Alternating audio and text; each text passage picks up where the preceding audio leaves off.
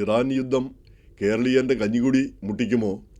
എന്തായാലും പൊറോട്ടയും ബീഫും കഴിക്കാമെന്നുള്ള പൂതി തൽക്കാലം ഒന്ന് മാറ്റിവെക്കേണ്ട സ്ഥിതി വന്നിരിക്കുന്നു എന്നാണ് പല റിപ്പോർട്ടുകളും പറയുന്നത്. കാരണം ഗ്യാസ് കിട്ടാനില്ല. ബോംബെ പോലുള്ള മഹാനഗരങ്ങളിൽ ഈ ഇൻഡസ്ട്രിയൽ ഗ്യാസ്, ഇൻഡസ്ട്രിക്ക് അല്ലെങ്കിൽ അതുപോലെയുള്ള വൻകിട തരത്തിലുള്ള ഗ്യാസ് കൊടുക്കുന്നതിന് നിയന്ത്രണങ്ങൾ ഏർപ്പെടുത്തിയിരിക്കുന്നു. സിലിണ്ടർ കിട്ടാനില്ല. കേരളത്തിലും ആ സ്ഥിതി വന്നുകൊണ്ടിരിക്കുന്നു എന്നാണ് പറയുന്നത്. അപ്പോൾ അങ്ങനെ വന്നു കഴിഞ്ഞാൽ പല ഹോട്ടലുകളിലും ഇപ്പം തന്നെ പല ഹോട്ടലുകളിലും ഒരു വിഭവം മാത്രം, ചിലർ പറയുന്നത് ബിരിയാണി മാത്രം, വേറെ പൊറോട്ടയും ബീഫും ഒന്നുമില്ല. കാരണം പൊറോട്ടയൊക്കെ അതിന് കൂടുതൽ ഗ്യാസ് വേണം. അപ്പോൾ അത് കത്തിക്കാനുള്ള സംവിധാനമില്ല, അത് കിട്ടാനുള്ള സംവിധാനമില്ല. അപ്പോൾ വീടുകളിലാണെങ്കിലും ഗ്യാസ് ക്ഷാമം വന്നു കഴിഞ്ഞാൽ പിന്നെ നമ്മളെന്തോ ചെയ്യും? ഈ പണ്ടുകാലത്ത് നമുക്ക് വിറകും അടുപ്പും ഒക്കെ ഉണ്ടായിരുന്നു. സ്ത്രീകൾ ഈ പുക ഊതി ഊതി കണ്ണും മുഖമൊക്കെ ചുവന്ന ആ കാലഘട്ടം നമ്മൾ ഓർക്കുന്നുണ്ട്. ആ കാലത്ത് നിന്ന് നമ്മൾ പുരോഗമിച്ച് വന്നതാണ്. നിർഭാഗ്യവശാൽ ഇപ്പോഴിതാ ഗ്യാസ് കിട്ടാനില്ല, ഗ്യാസ് കുറ്റി കിട്ടാനില്ല എന്നുള്ളൊരു സ്ഥിതി വന്നിരിക്കുന്നു. അങ്ങനെ വന്നു കഴിഞ്ഞാൽ നമ്മൾ എങ്ങനെ ജീവിച്ചു പോകും? അപ്പോൾ അതിനോട് അനുബന്ധിച്ചാണ് കാണേണ്ടത്.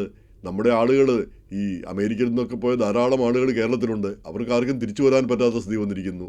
കേരളത്തിൽ നിന്ന് ഈ അമേരിക്കയിലേക്ക് വരണമെങ്കിൽ സിംഗപ്പൂർ വഴിയോ അല്ലെങ്കിൽ പിന്നെ വേറെ ഏതെങ്കിലും വഴിക്കൊക്കെ വരണമെങ്കിൽ $5000 വരെ ടിക്കറ്റ് നിരക്ക് വന്നിരിക്കുന്നു. അപ്പോൾ ഇങ്ങനെ വന്നു കഴിഞ്ഞാൽ എന്താണ് സ്ഥിതി?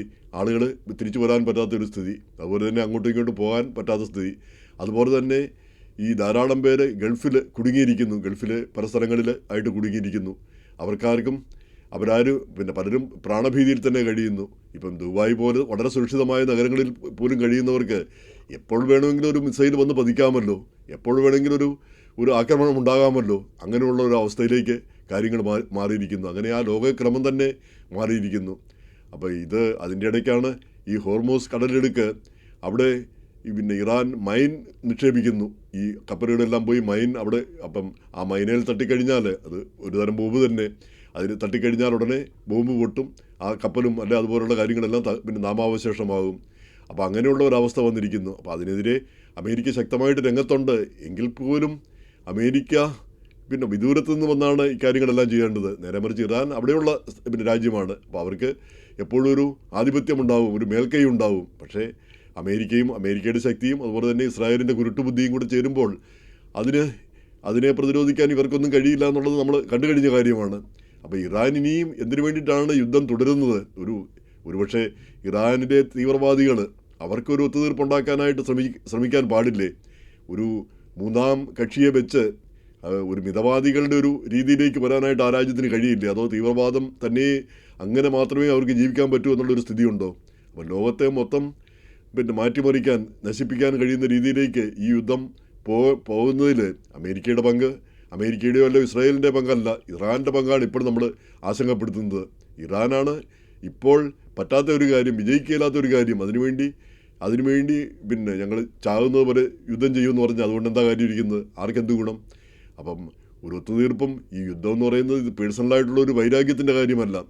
ഈ രാജ്യങ്ങൾ തമ്മിലുള്ള ബന്ധം നയതന്ത്രപരമായിട്ടും അല്ലെങ്കിൽ തന്ത്രപൂർവ്വവും രാജ്യത്തിൻ്റെ നന്മയും ജനങ്ങളുടെ നന്മയും ഒക്കെ പിന്നെ പരിഗണിച്ചാണ് കാര്യങ്ങൾ തീരുമാനിക്കേണ്ടത്. അതിന് പകരം വികാരപരമായിട്ട് കാര്യങ്ങൾ കാണുന്ന ഒരു അവസ്ഥ കാണുന്നു.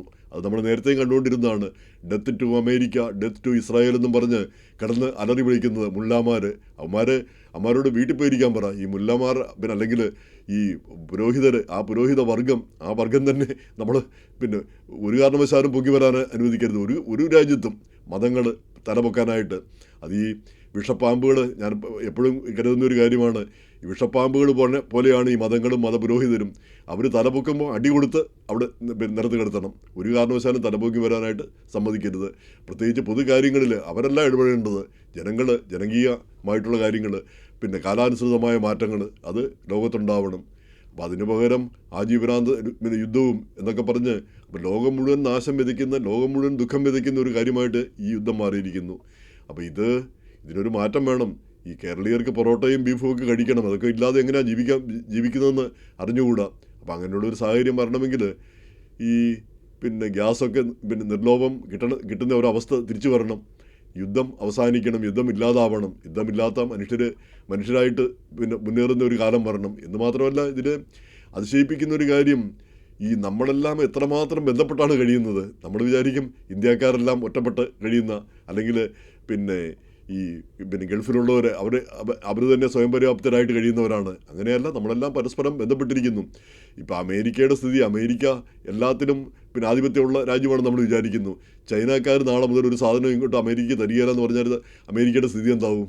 കാരണം സർവ്വസാധനങ്ങളും ഉൽപ്പാദിപ്പിക്കുന്ന ചൈനയിലാണ്. അപ്പോൾ അങ്ങനെ എല്ലാവരോടും ബന്ധപ്പെട്ടാണ് ഇരിക്കുന്നത്. ആ ഒരു കാര്യം ലോകം തിരിച്ചറിയേണ്ട ഒരവസ്ഥയുമുണ്ട്. എങ്ങനെയായാലും ഈ യുദ്ധം അവസാനിക്കണം. ഈ യുദ്ധം ഇങ്ങനെ മുന്നോട്ട് പോയാൽ ഇതാർക്കും ഒരു ഗുണവും ചെയ്യുന്ന ഒരു കാര്യമല്ല. ആരും ഇതുകൊണ്ടൊരു നേട്ടമുണ്ടാക്കുന്നില്ല. അമേരിക്ക നേട്ടമുണ്ടാക്കുന്നത് എങ്ങനെയാണെന്ന് നമുക്ക് മനസ്സിലാക്കാൻ കഴിയുന്നില്ല. അവിടുത്തെ എണ്ണപ്പാടങ്ങളൊക്കെ പിടിച്ചെടുക്കുകയോ അങ്ങനെയൊക്കെ സാധിക്കുന്ന കാര്യമാണോ? പിന്നെ ഇപ്പം വെനസ്വേലയിലെ എണ്ണയുടെ നിയന്ത്രണം അമേരിക്കൻ കമ്പനികൾക്ക് വന്നു എന്ന് പറഞ്ഞാൽ അത് ആ രാജ്യത്തിന് പ്രയോജനപ്പെടുന്ന കാര്യമാണ്.